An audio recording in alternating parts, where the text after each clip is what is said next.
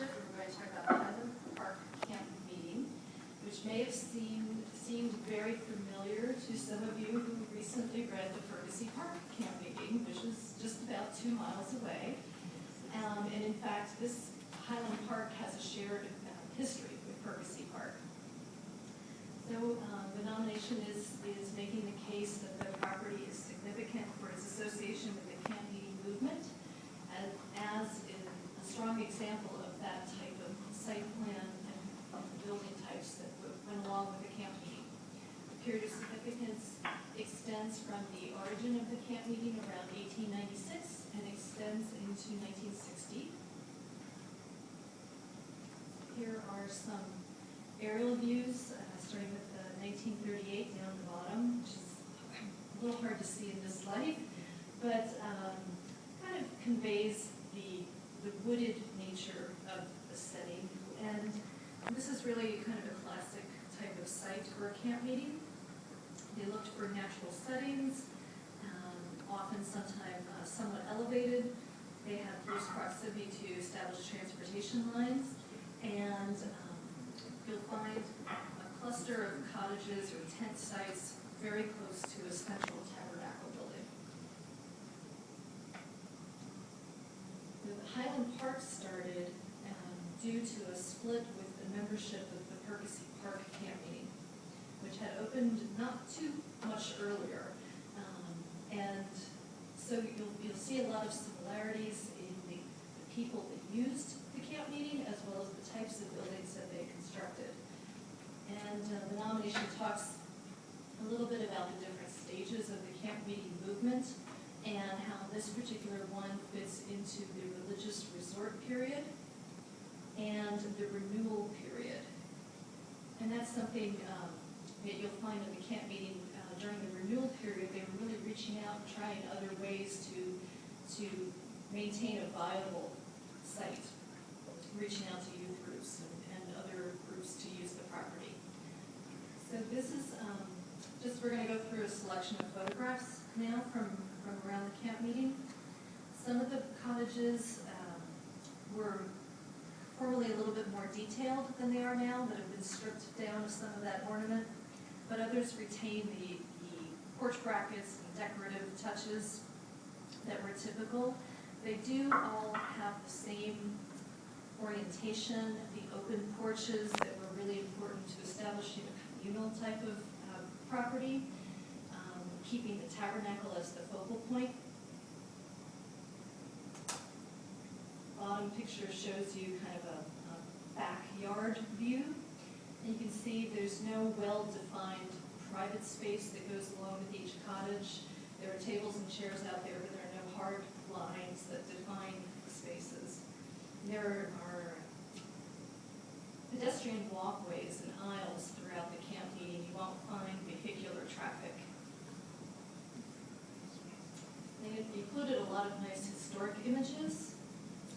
So this is, like Ferguson Park, they've established their own museum, and the cottage owners have been accumulating some really great photograph materials. So that was a nice share for the nomination.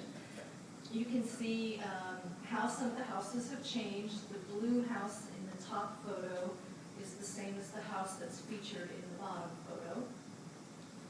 So there's been a loss of some of the trim, but the essential components of the house are there.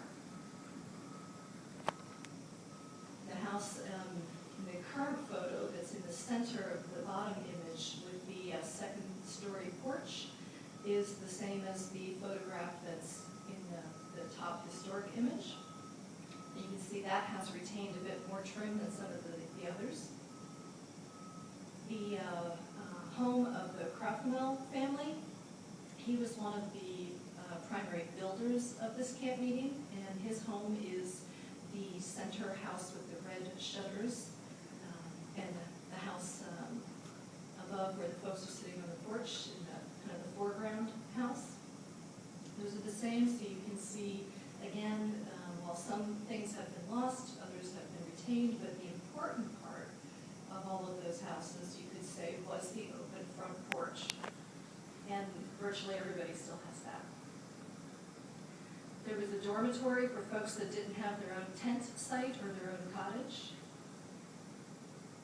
And there was a boarding stand where folks could also stay and eat. This is a different vantage point than the top historic photo, but most of those communal buildings have remained. The tabernacle was the central focus of any camp meeting, and here it still is today, and it's very similar to the historic image. So just like Percy Park, we're saying that this is a good example of the camp meeting movement. And proximity to Percy Park is not a problem. They don't have to, one does not have to be better than the other. They can both be important. And actually together, they tell us a more complete story of the movement and the people of this area and how they used the camp meetings. That's it for me. Thank you. We have 5 letters of support for this nomination. One from State Representative Craig Stacks, Don Duval of the West Rockwell Township Board of Supervisors, the Township Manager, Greg Lippincott, and from 2 cottage owners, Joel Lenz and Maureen McCarty. So I want the support for this nomination. Is there anyone in the audience that would like to comment on our nomination? I'll just briefly say again, I compared this nomination. If you have any questions, let me know. I need to thank Shelby Splain for starting this nomination. I kind of picked up on her work and made my life well. We'll let her know that too. Okay, I'll open it up to the board for comment then. Would anyone else want this? Oh, I'm sorry. Anyone else like to talk? I mean, you drove all this way. I'll say a few things real quick. I'm a 4th generation cottage owner. My great-grandfather built some of the cottages back in the turn of the century in 1890s. My grandfather in the 30s, in the 1930s, put in the septic system and the water lines. And unfortunately, as being the vice president today, that entitles me to mow the grass, do minor maintenance, and anything else that has to be done. And we live in the Poconos. I spend most of my summer there. And the one thing that's very unique about our camp meeting is we are a camp meeting who is still in operation. Our camp meeting service, we still have evangelistic services, and we have those throughout an 8-day period in the summer. The young gentleman that was here is our assistant youth director, and he's in the process of going to seminary to become a youth pastor. And we have we have cottage owners in our 30s, and we have cottage owners in 90. So, and Ed is our president. He is a pastor up in Bangor. So we are an operating, and we welcome you all to come see us sometime. Thank you. Thank you very much. Any comments from the board? Well, I guess I just like to say, it is very similar to Percy, and we certainly accepted that, and I wouldn't see any reason that we wouldn't accept this. I think it's just as well documented, and the quality and the nature, the style, everything that's there is very comparable. It does make a more complete picture, knowing that there are the 2 in close proximity. So I think it was very well written, easy to understand, and so I would support this nomination. I think it was really interesting, and I can't remember the Percy one as well as I should, but the way the plan survives, the way it was illustrated, the central tabernacle and then No place to hide. but it looks like the plan still exists on the ground, which I think is really impressive. Anyone else? I just have a question for the residents or community served who just spoke. How many other camp meetings are there that are still functional the way you just described left in Pennsylvania? Very good question. I don't have the answer for you. I know there's not many in our immediate area. Yeah. I have done some research on that, and I found out that there were only 11 camp meeting grounds in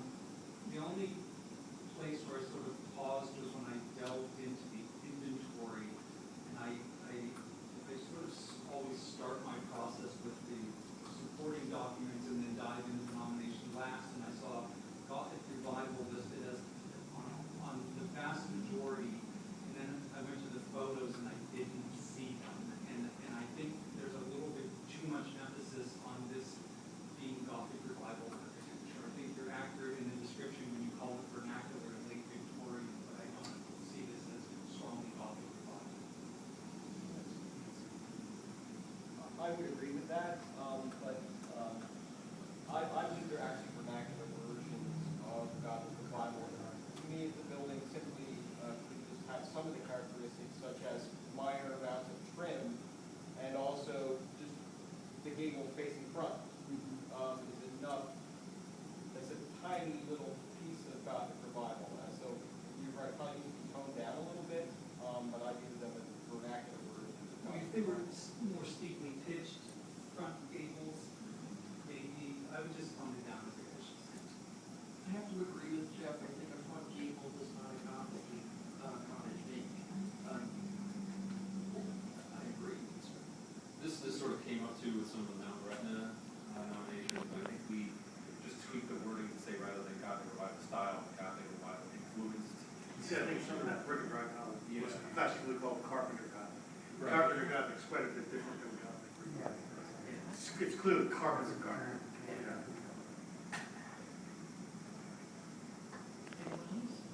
I'm curious about the universe of these summer camp meetings, and we've seen 2 camp meetings, and I remember 2 nominations that I see Mount Gretna and Eaglesmere were associated with Chautauqua. Yes. That's a great, theme that I don't know that we have gotten our arms around yet. We, Yeah. just comment on that, we have a history of that also.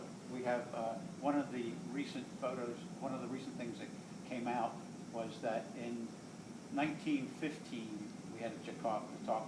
I have trouble with that, I have to see it. We had one. It was educational and it was cultural, and we had 7,000 people at our camp. And we wonder in amazement where they put 7,000 people. But that's what it said, and we do have a background with that too. I agree with Richard. I think the Chautauqua movement is under-recognized for social history.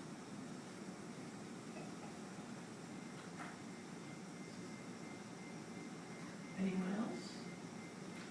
Well, I appreciate this in the past, but I would encourage you, these are little tiny buildings, and to start a restoration project amongst the people who own these cottages, I mean, what would it take to put back some of that brick and brick, or to go and just redo a facade, and to make it look the way it looked?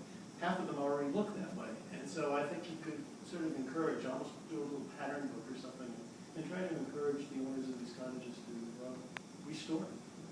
So they're very tiny buildings, they're kind of easy to put back, so I would just encourage that. Yeah.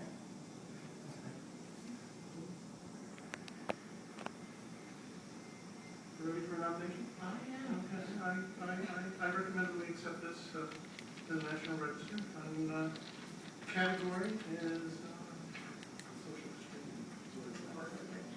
Yeah, social history. Oh, no. Okay. Right? A and C, yes. A and C. Yep. And we accept this nomination. Second? Richard? All in favor? Aye. Anyone opposed? Okay, the motion carries. Congratulations.